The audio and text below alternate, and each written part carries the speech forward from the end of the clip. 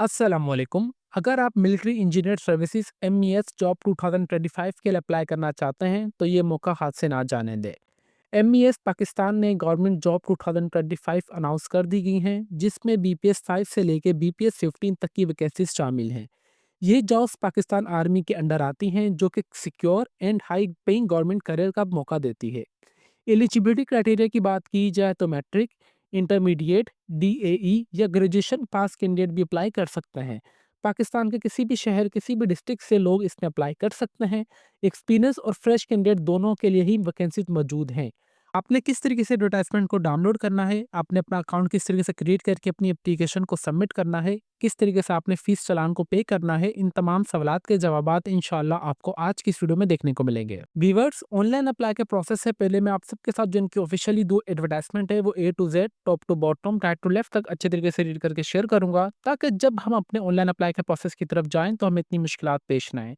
सबसे पहले आप सबको अपने माइंड में क्लियर एक चीज़ रखनी है कि यहाँ पे बेसिकली हमारे पास 2 एडवर्टाइजमेंट इन्होंने पब्लिश की गई हैं, जो कि मिलिट्री इंजीनियर सर्विस डिपार्टमेंट की जानिब से की गई हैं, जो कि पाकिस्तान आर्मी के अंडर डिपार्टमेंट आता है। एक हमारे पास एनजी स्टाफ की जॉब्स हैं और एक हमारे पास आरटी स्टाफ की जॉब्स हैं। सबसे पहले जो हम कवर करेंगे वो एनजी स्टाफ की जॉब्स कवर करेंगे, ठीक है? सबसे पहले यहाँ पे देखा जाए तो applicants are invited by the engineer in the chief branch GHQ Rawalpindi from the Pakistan nationals of the following post having the qualification experience to against each. इसका मतलब ये है कि आपकी जहाँ पे जो जीएचक्यू रावलपिंडी में आपकी प्लेस ऑफ पोस्टिंग होगी और उसी डिपार्टमेंट के लिए आपकी ये वैकेंसीज अनाउंस की गई हैं। सबसे पहले स्टेनोटाइपिस्ट की जॉब है, जो कि 14वें स्केल की जॉब है, जिसकी नंबर ऑफ वैकेंसीज 7 हैं।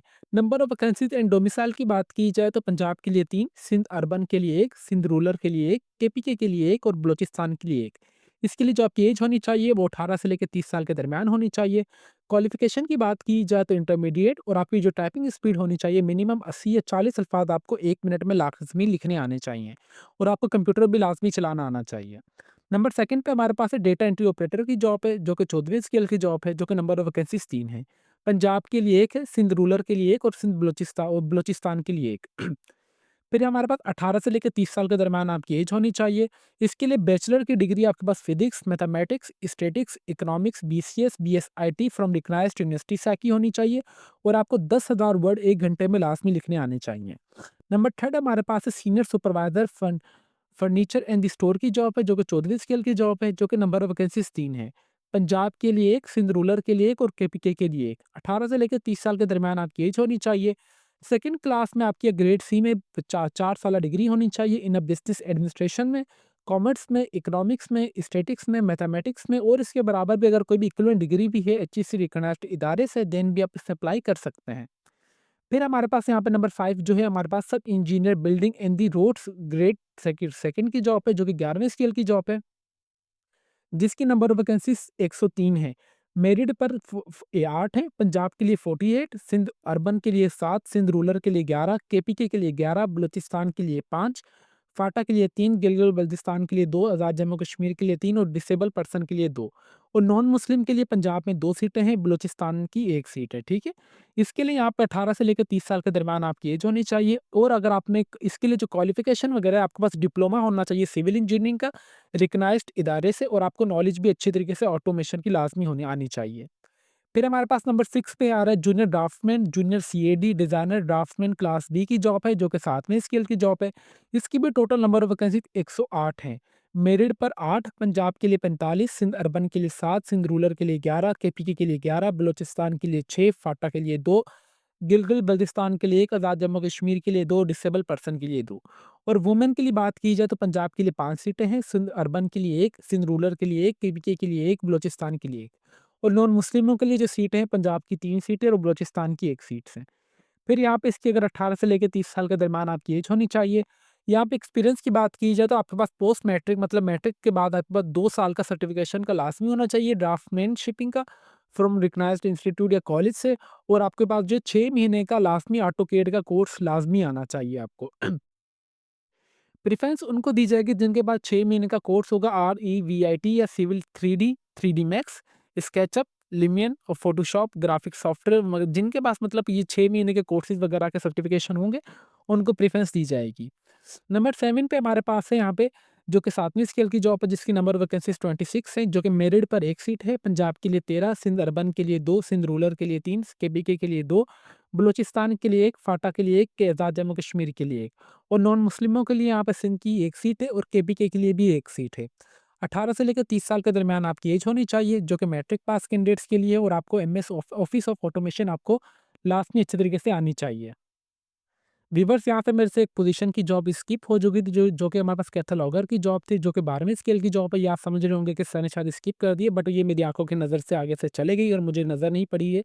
ये कैथलॉगर की जॉब है, जो कि 12वीं स्केल की जॉब है, जो कि नंबर ऑफ वैकेंसी एक है, जो कि पंजाब के लिए ही है और 18 से लेकर 30 साल के दरमियान आपकी इसके लिए भी एज होनी चाहिए। इसके लिए बैचलर्स की डिग्री आपकी होनी चाहिए या डिप्लोमा इन लाइब्रेरी साइंस में रिकग्नाइज्ड इदारे से, और अगर आपके पास बैचलर की डिग्री इन लाइब्रेरी साइंस में भी है, देन भी आप कैथलॉगर की जॉब के लिए इजीली अप्लाई कर सकते हैं। तो वीवर्स, ये इनकी नंबर ऑफ वैकेंसीज थी, जो कि मैंने आप सबको बता दी थी, जो कि हमारे पास बेसिकली कौन सी एडवर्टाइजमेंट थी, हमारे पास एनजी स्टाफ की एडवर्टाइजमेंट थी। अभी जो सेकंड एडवर्टाइजमेंट हमारे पास है आरटीई स्टाफ की है, सब फिर वो हम रीड कर लें, देन हम इंशाल्लाह इनका अप्लाई का प्रोसेस कंटिन्यू ही स्टार्ट करते हैं। यहाँ पे देखा जाए तो ये भी सेम हर चीज़ है, बट यहाँ पे सिर्फ मेल्स ओनली। इस एडवर्टाइजमेंट में सिर्फ मेल ही अप्लाई कर सकते हैं और उससे ऊपर वाली एनजी वाली में सब मेल्स और फीमेल्स दोनों ही अप्लाई कर सकती हैं। इसमें बेसिकली हमारे पास जो है नेम ऑफ पोस्ट की बात की जाए तो charge hand E N M grade 1 की जॉब है, जो कि 7वीं स्किल की जॉब है, जो कि नंबर ऑफ वैकेंसीज 10 हैं।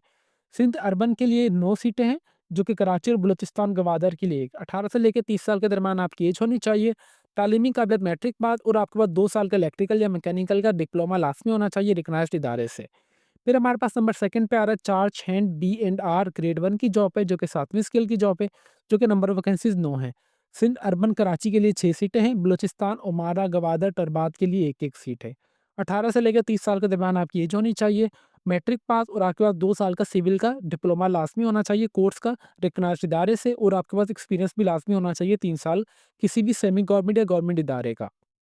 फिर नंबर थर्ड पे हमारे पास है चार्ज हैंड EMN ग्रेड 2 की जॉब है, जो कि 6वीं स्केल की जॉब है, जो कि नंबर ऑफ वैकेंसीज 10 है। सिंध कराची के लिए 7 सीटें हैं, बलूचिस्तान के लिए यहाँ पे 3 सीटें यहाँ पे बताई गई हैं। 18 से लेकर 30 साल के दरमियान आपकी एज होनी चाहिए, मैट्रिक पास और आपके पास 1 साल का इलेक्ट्रिकल या मैकेनिकल का डिप्लोमा होना चाहिए और 3 साल का आपके पास सिमिलरली वापडा इलेक्ट्रिकल सप्लाई कंपनी गवर्नमेंट या सेमी गवर्नमेंट प्राइवेट इदारे का आपके पास लाजमी एक्सपीरियंस होना चाहिए। फिर हमारे पास इसी तरीके से चार्ज हैंड B&R ग्रेड 2 की जॉब है, फिर स्विच बोर्ड अटेंडेंट की भी जॉब है हमारे पास। फिर हमारे पास एयर कंडीशनर, रेफ्रिजरेटर मैकेनिक की जॉब है, लाइनमैन की जॉब है, इलेक्ट्रिशियन की जॉब है, लिफ्ट ऑपरेटर, गैस फिल्टर और कंप्लेंट रिसीवर की भी जॉब्स है। ठीक है, यहाँ से आप देख लें, फॉर एग्जाम्पल कंप्लेंट रिसीवर की जॉब की जो 15 सीटें हैं, यहाँ पे इन्होंने कराची के लिए 11 है और बाकी एक-एक जो है बलूचिस्तान के लिए है।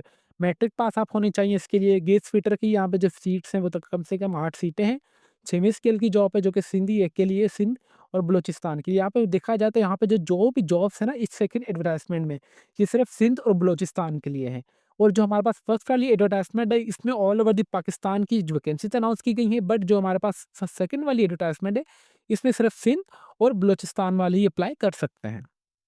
अभी हम आते हैं इनकी कुछ जनरल टर्म एंड कंडीशंस की तरफ, ताकि जब हम अपने इनके ऑनलाइन अप्लाई का प्रोसेस की तरफ जाए तो हमें इतनी मुश्किलात पेश ना आए। कैंडिडेट विल बी पे ऑनलाइन, आपने इसके लिए जो है ऑनलाइन ही अप्लाई करना है, जो कि इनकी ऑफिशियली वेबसाइट है, जो कि अभी मैं आपको इंशाल्लाह बताऊंगा कि किस तरीके से आपने ऑनलाइन अप्लाई करना है। तो इट्स हम्बल रिक्वेस्ट, वीडियो का कोई भी पार्ट आप सब स्किप ना कीजिएगा।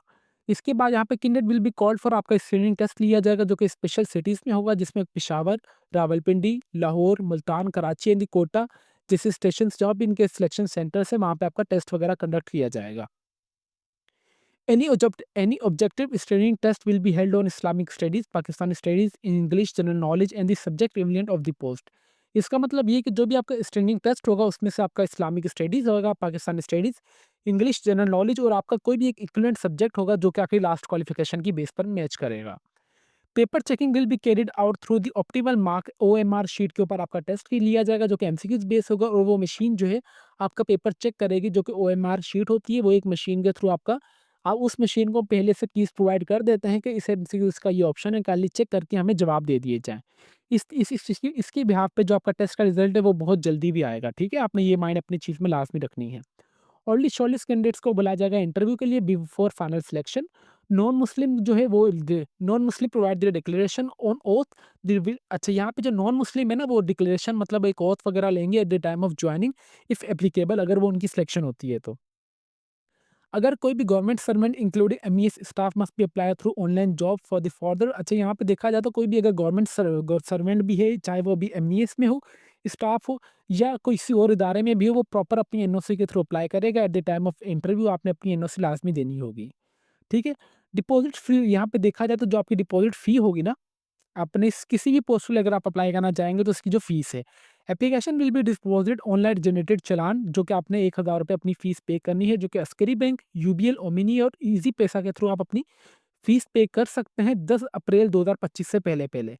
इनकी लास्ट डेट ऑफ रजिस्ट्रेशन 5 अप्रैल 2025 है, बट जो आपने 5 दिन बाद, जैसे फॉर एग्ज़ाम्पल जो लास्ट डेट ऑफ रजिस्ट्रेशन यहाँ पे इन्होंने मेंशन की गई है, मैं आपको दिखाता चलूँ कि 5 अप्रैल 2025 जो है लास्ट डेट ऑफ रजिस्ट्रेशन है, बट फ़ीस अप्लाई की जो डेट है वो 10 अप्रैल 2025 है। इन्होंने फ़ीस अप्लाई के लिए आप सबको 5 दिन मज़ीद दे दिए हैं। अगर आप एज रिलैक्सेशन के लिए क्लेम क्लेम करना चाहते हैं, तो अगर आप इन एरिया से बिलॉन्ग करते हैं तो आपको 3 साल की एज दी जाएगी। एज रिलैक्सेशन, अगर फॉर एग्जांपल आप सिंध रूरल के लिए सिंध रूरल से बिलॉन्ग करते हैं, जो कि आप 15वीं स्केल से कम की पोस्ट के लिए अप्लाई करना चाह रहे हैं, तो आपको 3 साल का एज रिलैक्सेशन दिया जाएगा। इसी तरीके से अगर आप रिटायर्ड ऑफिसर हैं तो आपको 15 साल की एज रिलैक्सेशन दी जाएगी। अगर आप गवर्नमेंट सर्वेंट हैं तो आपको 10 साल की। अगर आप माजूर कोटा में हैं तो आपको 10 साल की। अगर आप बेवा, यतीम वगैरह सिविल सर्विसेज में आपके वालिद वालदा की इंतकाल हो चुका है तो आपको उस हिसाब से 5 साल का एज रिलैक्सेशन दिया जाएगा। आपने यहाँ से देख लेना है।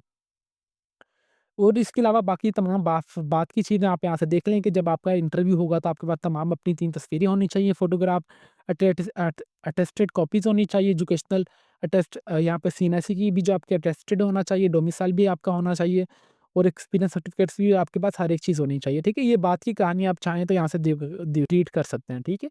अभी हम चलते हैं कि अपने अप्लाई के प्रोसेस की तरफ कि आपने ऑनलाइन अप्लाई किस तरीके से करना है। ऑनलाइन अप्लाई के लिए मैं सिंपली अपने क्रोम ब्राउज़र पे आ चुका हूँ और मैंने यहाँ पे सिंपली लिखा है कि jobs.mes.government.pk। इंशाल्लाह मैं आपको उनकी मेन वेबसाइट का लिंक इस वीडियो के डिस्क्रिप्शन में प्रोवाइड कर दूँगा ताकि आप सबको कोई परेशानी ना हो। सिंपली मेन वेबसाइट पे आने के बाद सिंपली आप सबसे पहले आएँगे जॉब एडवर्टाइज़मेंट पे।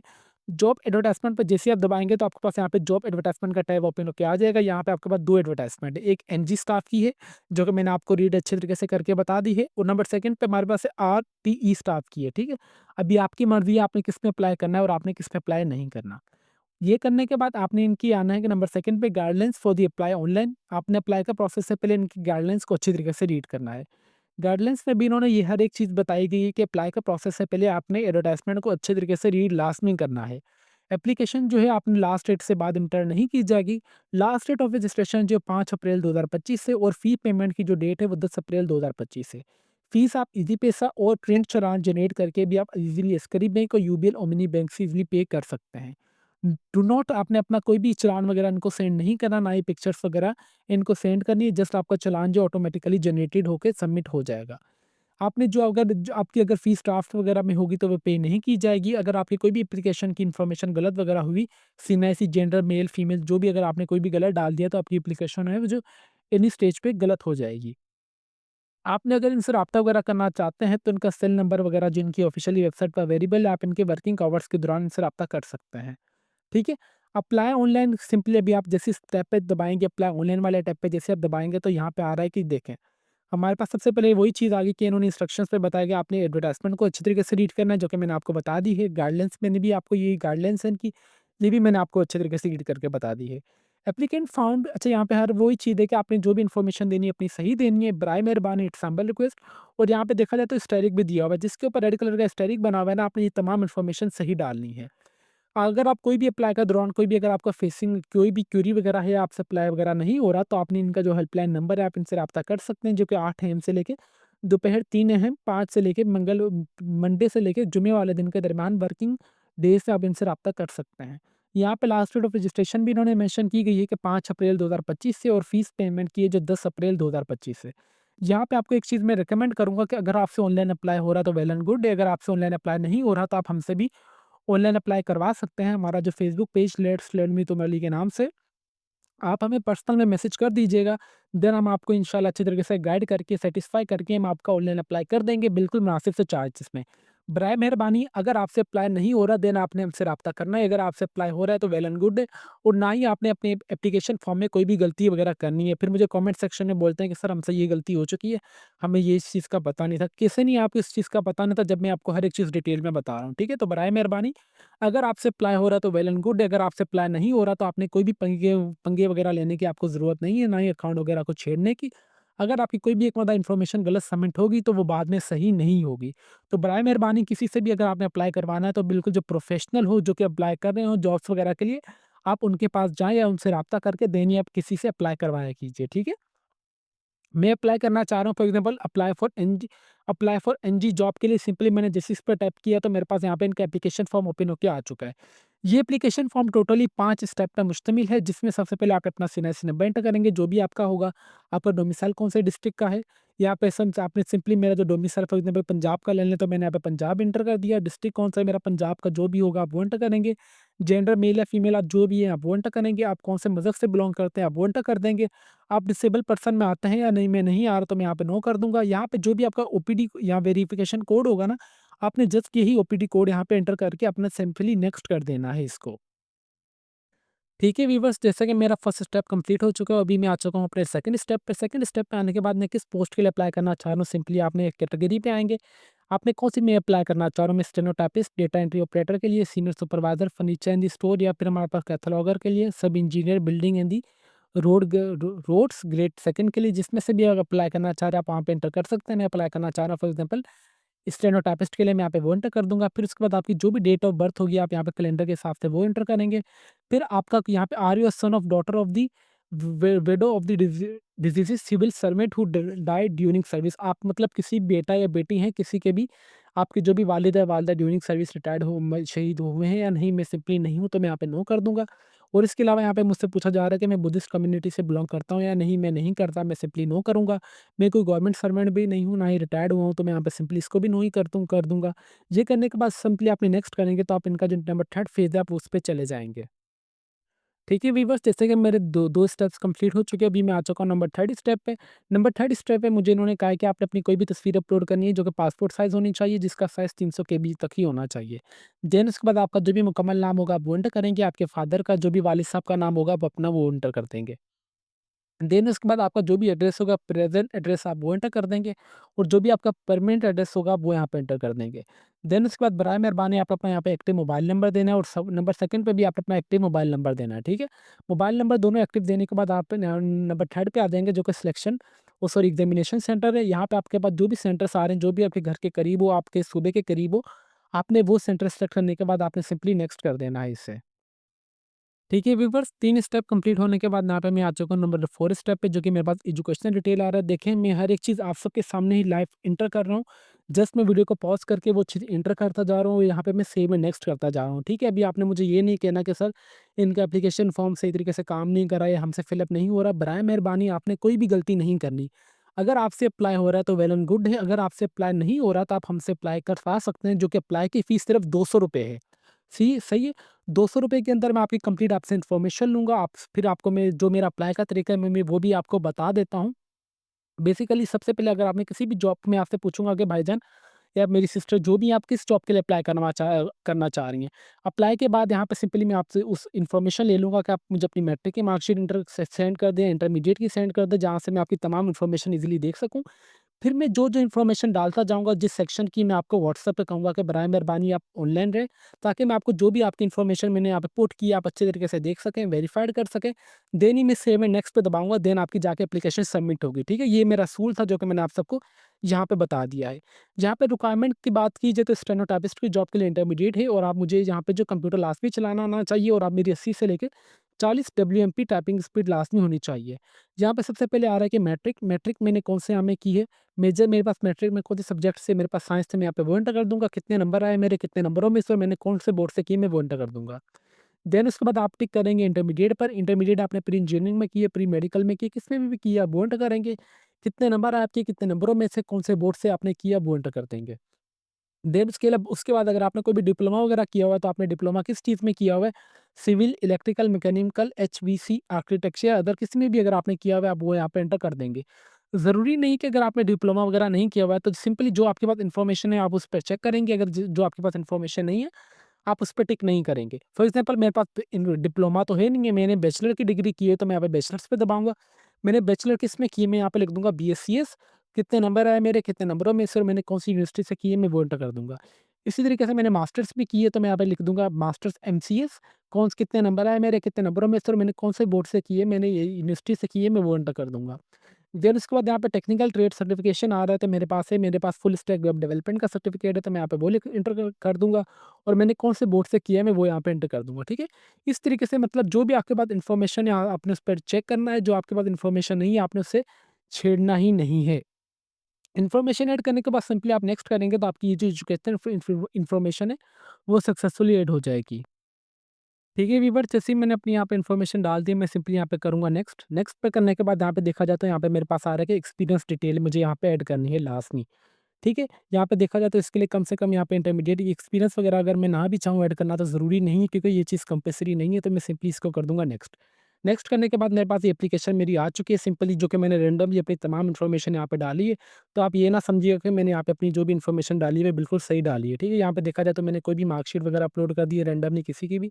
यहाँ पे एक्नॉलेजमेंट मेरी ही मार्कशीट है बाकायदा, ये किसी और की भी हो सकती है, तो इसमें कोई इश्यू वाली बात नहीं है। मैंने ये सिंपली तमाम जो भी इन्फॉर्मेशन डाली है आप सबके सामने एक टू जेड रैंडमली मैंने यहाँ पे अब सबको एक इन्फॉर्मेशन आप सबको डाल के दिखा दी है, ठीक है? कंफर्मेशन आपको अच्छे तरीके से करनी है, सबमिट करना है आपने सिंपली इसको पढ़ने के बाद। ये सबमिट करने के बाद यहाँ पे देखा जाए तो जो मेरी एप्लीकेशन है वो सक्सेसफुली सबमिट हो चुकी है, और मुझे यहाँ पे देखिए ये रोल नंबर, ये मुझे रोल नंबर प्रोवाइड कर दिया गया है, नोट डाउन। सही है? सिंपली इस रोल नंबर को मैं यहाँ से कर लेता हूँ कॉपी, और नोटपैड पे आता हूँ। यहाँ पे आपने भी यही चीज़ करनी है, अपने मोबाइल में तस्वीर इंटर कर लेनी है, ठीक है? ये मेरा आ चुका है मेरा रोल नंबर, ठीक है?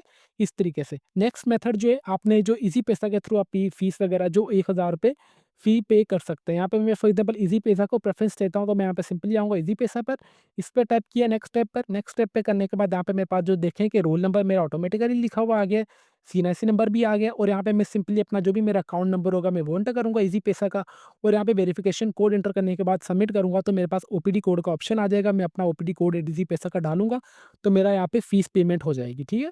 अगर आप जो फ़ीस है वो ईज़ी पैसा के लिए ईज़ी पैसा के थ्रू अप्लाई नहीं करना चाह रहे, फ़ी पे करना नहीं चाह रहे, तो आप यहाँ पे अपना प्रिंट जनरेटेड चालान भी कर सकते हैं। सिंपली आप प्रिंट जनरेटेड चालान पे आएँगे, तो यहाँ पे सिंपली आपने ये वेरिफ़िकेशन कोड मैं आप सबके सामने डालता हूँ यहाँ पे, ठीक है? FX3 जीएस, ठीक है? यहाँ पे जैसे ही मैंने ये डाला है, तो मेरे पास यहाँ पे जो भी मेरा चालान जनरेट होके आ जाएगा, जनरेटेड। ये देखें, इस तरीके से ये मेरा जनरेटेड चालान आ चुका है। देखिए मैंने वीडियो का कोई भी पार्ट स्किप नहीं किया। सही है? आपके पास ₹1000 का चालान आ जाएगा, जो कि जनरेटेड होगा, जो आपने किसी भी एसकरी या बैंक वगैरह में जो कि इन्होंने प्रोवाइड किया गया, आप वहाँ से पे कर सकते हैं। बट मैं आप सबको ये रिकमेंड करूँगा कि जब ईज़ी पैसा का हमारे पास ऑप्शन है, तो आपको मतलब इतना वो बैंक वगैरह जाने की ज़रूरत है ही नहीं है, ठीक है? इस तरीके से आपने अपनी सिंपली एप्लीकेशन फॉर्म को सबमिट करके, चालान जनरेट करके, और जब आपका ये वाला चालान जनरेट हो जाएगा, आपका जो स्टेटस है वो अनपेड से पेड हो जाएगा, ठीक है? इस तरीके से देखें कि मैंने आप सबको चालान जनरेट करके भी दिखा दिया है। ईज़ी पैसा से आपने किस तरीके से फ़ी पे करनी है वो भी मैंने आपको बता दिया, ठीक है? उम्मीद करते हैं कि आप सबको कंप्लीट अप्लाई का प्रोसेस समझ आ चुका होगा अभी। ठीक है? ये अब मैंने जॉब एडवर्टाइज़मेंट भी आपको बता दी है, guidelines and the apply for online ये भी मैंने आप सबको अच्छे तरीके से रीड करके बता दिया है। ऑनलाइन अप्लाई का मुकम्मल तरीका भी मैंने आपको बता दिया है। देन आपने फ़ी किस तरीके से पे करनी है वो भी मैंने आपको बता दिया है। फ़ी पे करने के बाद आपने अपना आना है चेक स्टेटस चेक करना है, ठीक है? सिंपली आप इस पे चेक करेंगे। इस पे चेक करने के बाद आपका जो भी रोल नंबर होगा, जैसे कि मैंने अपना अपना रोल नंबर यहाँ पे नोटपैड पे डाला है, तो मैं यहाँ पे सिंपली अपना रोल नंबर यहाँ पे एंटर करूँगा। एंटर करने के बाद यहाँ पे जो भी आपका सीएनआईसी नंबर होगा आप वो एंटर करेंगे। देन आपने नीचे ये वेरिफिकेशन कोड आ रहा है, आपने ये लिखा हुआ आ रहा है मेरे पास, आपके पास दूसरा आएगा, तो आप ये एंटर करेंगे। फीस पेमेंट के बाद आपका जो स्टेटस है वो अनपेड से पेड हो जाएगा। आप यहाँ से अपना स्टेटस वेरिफाइड कर सकते हैं with the passage of time, ठीक है? स्टेटस वेरिफाइड के बाद यहाँ पे आ रहा है कि आप अपना रोल नंबर वगैरह भी जनरेट कर सकते हैं। यहाँ पे अगर आपको अपना रोल नंबर भूल चुके हैं, तो आपने सिंपली अपना ईमेल एड्रेस यहाँ पे सॉरी सीएनएससी नंबर डालेंगे, देन आप अपनी डेट ऑफ बर्थ एंटर करेंगे, देन आपका जो भी वेरिफिकेशन कोड होगा आप वो एंटर करेंगे।